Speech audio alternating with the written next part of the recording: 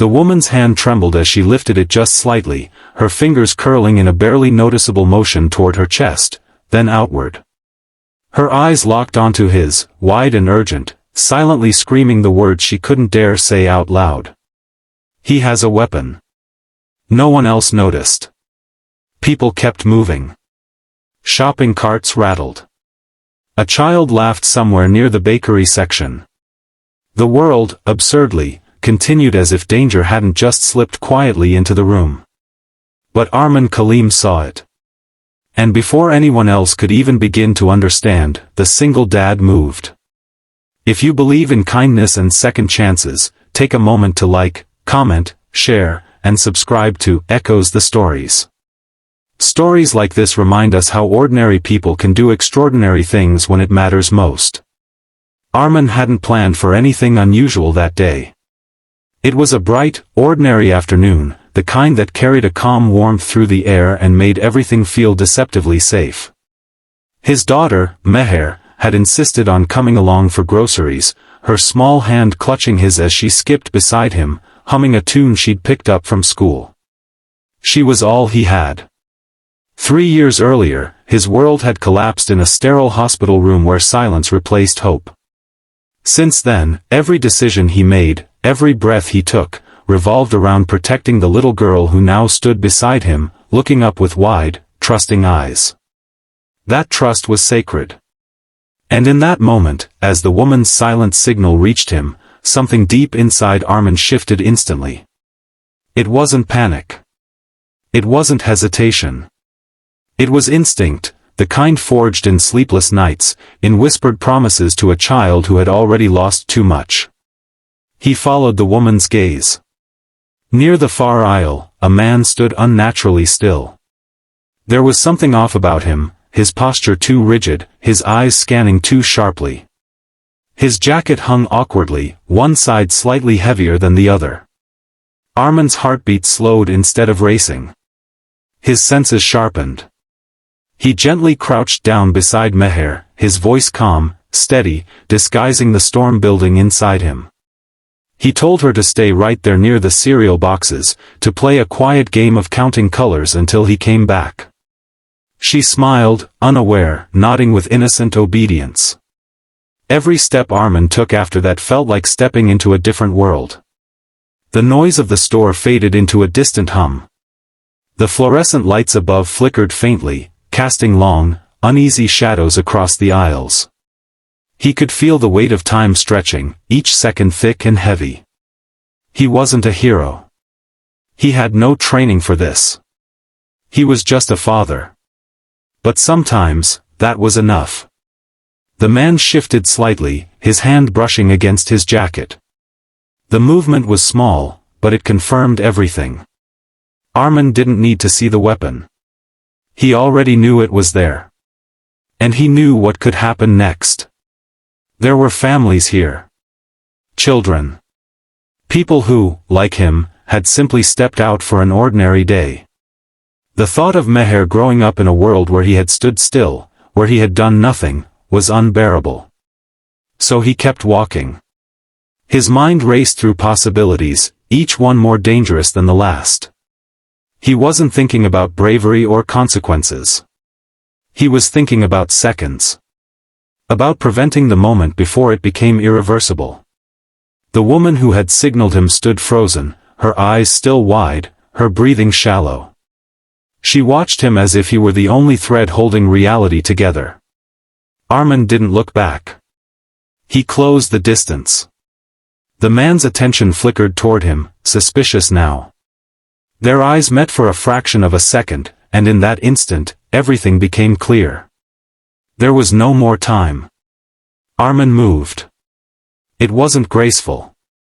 It wasn't perfect. It was raw, desperate, and fueled by something deeper than fear. He lunged forward, grabbing the man's arm before it could disappear inside the jacket.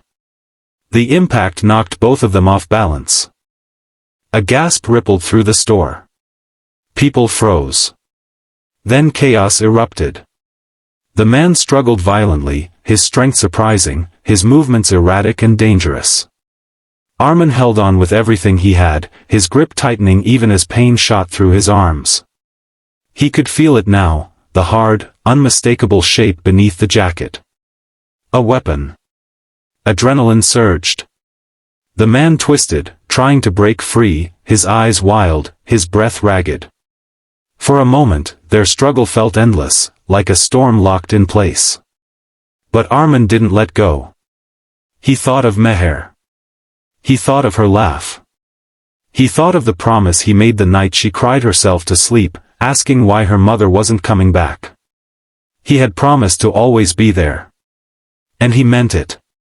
With a final, desperate effort, Armin forced the man to the ground, pinning him just long enough for others to react. A store employee rushed forward. Someone shouted for security. Another called the police. The weapon slipped free, clattering loudly against the tiled floor. A gun. The sight of it sent a wave of shock through everyone watching. For a brief second, silence returned. Then everything moved again. Security arrived, restraining the man fully this time. Sirens wailed faintly in the distance, growing louder with each passing moment. Armin stepped back, his chest heaving, his hands shaking now that the danger had passed. The adrenaline that had carried him was fading, leaving behind exhaustion and disbelief. He turned immediately. Meher. She stood exactly where he had left her, her small hands still holding a cereal box, her eyes wide with confusion. She hadn't understood what had happened, but she had seen enough to know something wasn't right. Armin rushed to her, dropping to his knees and pulling her into his arms. She clung to him tightly. He held her as if the world might try to take her again. People began to gather around him, voices filled with awe, relief, and gratitude. Some called him brave. Others called him a hero. But Armin didn't feel like one. He felt like a father who had done what he had to do. Later, as the police took statements and the store slowly returned to a fragile sense of normalcy, the woman approached him. Her eyes were still wet, her expression a mixture of shock and thankfulness. She didn't say much. She didn't need to. That single look, that silent understanding between them, said everything. Days passed. Life resumed its usual rhythm, but something had changed. Not just for Armin, but for everyone who had been there that day. The story spread quietly at first, then widely. People spoke about the man who didn't hesitate. The father who moved when no one else did. But what mattered most to Armin wasn't the recognition. It was the quiet moments afterward. The way Meher hugged him a little tighter. The way she looked at him with a new kind of understanding, even if she couldn't fully explain it. One evening, as the sun dipped low and painted the sky in soft shades of gold and orange, she sat beside him and asked a simple question. Why did you do it? Armin paused. He didn't give her a heroic answer. He simply told her the truth. Because sometimes, when something feels wrong, you have to be the one who steps forward. Even if you're scared. Even if you don't know what will happen. You do it because someone has to. She nodded, as if storing that lesson somewhere deep inside her. And in that moment, Armin realized something important. It wasn't just about what he had done. It was about what she had learned. About courage. About responsibility.